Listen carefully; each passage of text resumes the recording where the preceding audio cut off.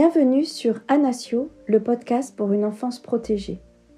Je suis Sybille Dubost, consultante, coach certifié RNCP et thérapeute holistique pour enfants et pour adultes. J'ai à cœur d'intervenir tant pour les enfants que pour leurs parents victimes de perversion narcissique, dans la bienveillance, la générosité et l'authenticité. Ma spécificité, c'est d'œuvrer par et pour une approche pluridisciplinaire, c'est-à-dire par un travail effectué ensemble avec des professionnels spécialisés sur le sujet de la perversion narcissique, tant sur le plan thérapeutique que sur le plan juridique.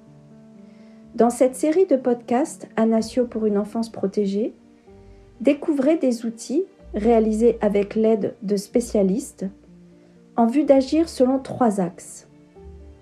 Un premier axe pour identifier et comprendre tout ce qui touche à la perversion narcissique. Un deuxième axe pour s'en sortir par un accompagnement global, à la fois thérapeutique et juridique. Et un troisième axe en vue d'aller sur le chemin du bien-être. Le podcast est publié un mercredi sur 2 sur toutes les plateformes audio, Spotify, Deezer, iTunes, Apple Podcasts et sur mon site anasio.fr.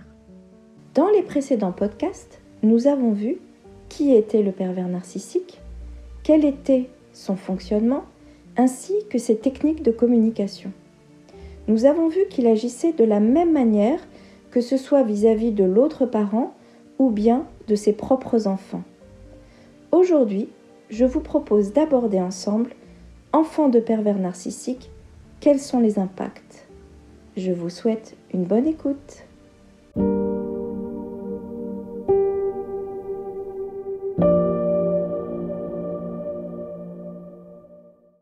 Être parent, ce n'est pas juste dire « c'est mon enfant » ou juste être présent physiquement. C'est bien plus. Les neurosciences affectives et sociales ont démontré qu'un enfant a des besoins essentiels pour se développer. Au-delà d'être présent, l'enfant a besoin que le parent lui porte attention, fasse preuve d'empathie, le soutienne, le comprenne dans ses besoins et dans sa position d'enfant. Enfin, il a un besoin vital d'amour. Grandir avec un parent pervers narcissique a des effets délétères. Il en va de la construction même de l'enfant et de son cerveau à court et plus long terme. Alors, enfant de pervers narcissique, c'est qui ? Quels sont les besoins de l'enfant en général dans sa construction ? Quel est l'impact pour un enfant d'avoir un parent pervers narcissique ? Enfin, quelles sont les solutions ?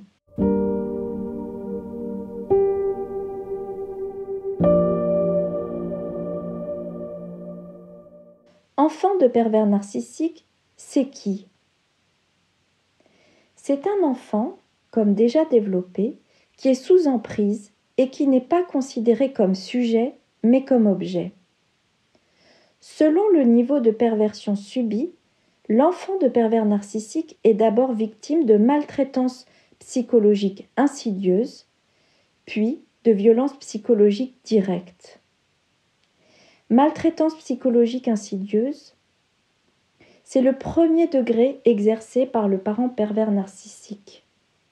L'enfant ici subit notamment le double discours, il entend tout et son contraire, un discours où mensonges et vérité sont mêlés, un discours avec des ordres contradictoires impossibles à respecter, des consignes et exigences excessives et disproportionnées à son âge. Un discours encore où l'image du parent opposé est constamment cassée, un discours avec des insinuations et des sous-entendus, un discours où la culpabilisation est permanente avec une réelle inversion des faits. Ici, l'enfant entend notamment que l'on se sacrifie pour lui, il entend qu'on l'aime mais que c'est à cause de lui s'il arrive ci ou ça. Au-delà de la maltraitance insidieuse, l'enfant peut subir des violences psychologiques directes. Ce sont notamment les intimidations, les menaces, le dénigrement, les propos méprisants, l'humiliation et la dévalorisation, les attaques à répétition et au quotidien qui font de lui une victime de harcèlement. Enfin, c'est un enfant qui subit l'isolement et le contrôle systématique dans sa vie d'enfant. L'enfant de pervers narcissique doit aussi faire face à des mises en danger délibérées. Souvent, il n'est pas surveillé, il n'a aucun cadre, voire il est poussé par le parent déviant à la faute. Enfin, il est souvent parentifié, c'est-à-dire que le pervers narcissique le place non pas dans une position d'enfant, mais dans une position d'adulte. Les rôles sont donc ici inversés. L'enfant devient le responsable du parent déviant. Il prend l'habitude de le protéger et de s'en occuper. L'enfant, de son côté, se débrouille seul, fait ses repas seul, ses devoirs, et il n'a pas le droit, comme on l'a vu un peu plus tôt, de voir ses amis faute de représailles. Ici, il devient même le confident, voire le psy, de ce parent pervers qui lui raconte tous ses malheurs.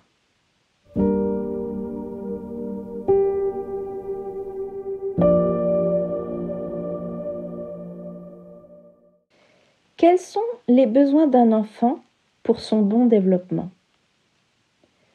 Maslow distingue 5 types de besoins pour tout être humain.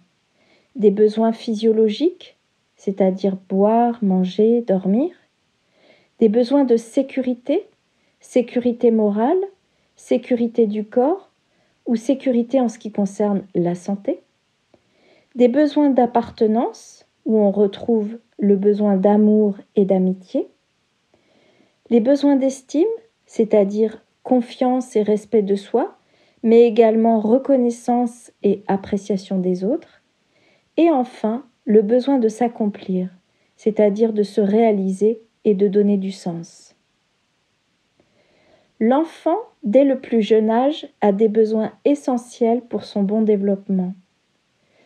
Il a un besoin de sécurité qui est fondamental. John Bowlby, psychiatre et psychanalyste, a développé la théorie de l'attachement. Son principe, c'est qu'un jeune enfant a besoin de développer une relation d'attachement avec au moins une personne qui prend soin de lui de façon cohérente et continue pour connaître un développement social et émotionnel normal. Il définit 4 types d'attachement. L'attachement secure, l'attachement insécure, l'attachement ambivalent et enfin l'attachement désorganisé. La qualité de l'attachement dépend de la manière dont l'adulte, la plupart du temps le parent, le père ou la mère, répond aux signaux émotionnels de l'enfant. Dans l'attachement secure, le parent réagit avec l'enfant. Il se montre sensible, attentif, stable et soutient son enfant.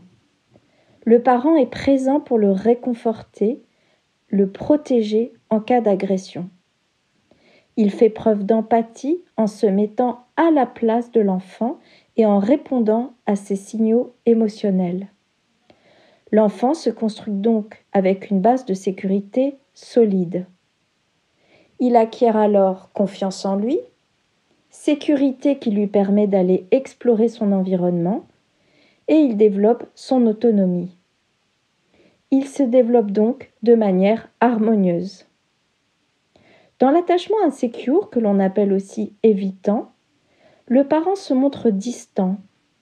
Il réagit peu aux besoins de l'enfant, il le rejette, le critique, voire réagit avec colère. L'enfant se construit donc en expérimentant le rejet. Il met un couvercle sur ses émotions.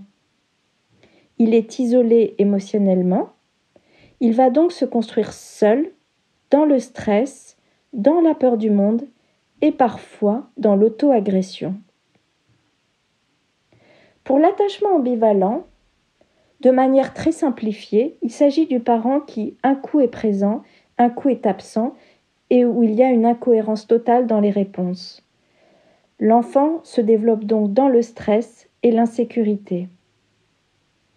Enfin, pour l'attachement désorganisé, le parent réagit de façon imprévisible, faisant peur à son enfant et souffrant souvent d'addiction. L'enfant se construit donc dans une grande anxiété, mais également dans la tristesse. Il en résulte qu'il sera soit passif, voire figé, et en réelle situation de détresse, soit en situation d'aller chercher à l'extérieur la sécurité auprès d'inconnus. Il aura une très faible estime de lui-même. À répétition, l'attachement désorganisé peut engendrer des troubles dissociatifs, voire une personnalité borderline. En conclusion, l'empathie a un rôle essentiel dans le bon développement de l'enfant. Il lui permet d'acquérir confiance en lui, estime de lui, de bonnes relations avec les autres et un bon équilibre émotionnel. L'enfant a besoin que le parent lui porte attention, le soutienne et le comprenne dans sa position d'enfant. Il a également un besoin vital d'amour. À l'inverse, l'absence d'empathie et de prise en considération de l'enfant, de ce qu'il est et de ses émotions, va créer un développement insécurisé de l'enfant qui va développer des troubles du comportement. Alors, qu'en est-il pour un enfant de pervers narcissique ?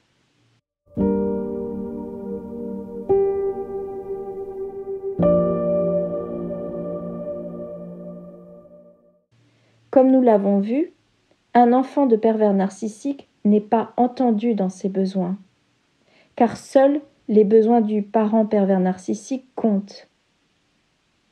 Mais au-delà de ça, un enfant de pervers narcissique, c'est un enfant qui vit dans l'insécurité totale. Il est en situation de stress chronique.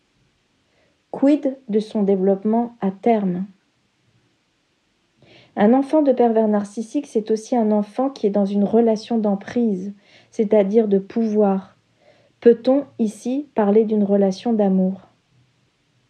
Enfin, un enfant de pervers narcissique, c'est un enfant qui va perdre l'estime de lui-même et donc l'amour de lui-même. Quel est donc l'impact sur son développement à court et moyen terme ?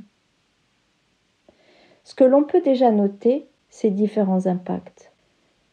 À court terme, on peut souvent voir l'apparition de maladies récurrentes, puis ensuite des troubles du comportement, pour finir par de véritables traumas de l'enfance.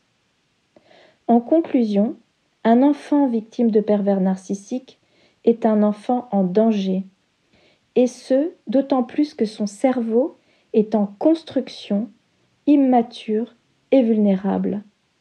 Il en va donc bien de son développement psychique à court terme et à plus long terme. Quelles sont donc les solutions ?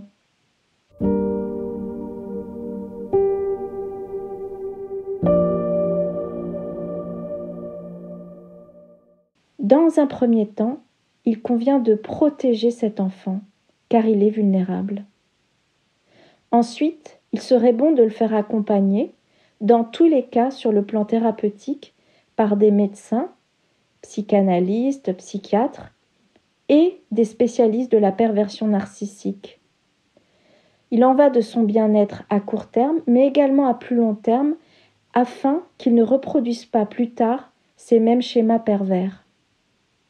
Enfin, il serait bon de faire en sorte qu'il puisse se développer avec un parent ou une figure d'attachement sur laquelle il pourra s'appuyer et se développer, et ce, de manière durable. L'enfant a besoin d'une figure qui soit respectueuse de son bien-être, ouverte, sécurisante, non jugeante. Il a également besoin d'un pilier qui lui mette un cadre et qui sache lui dire non quand il le faut.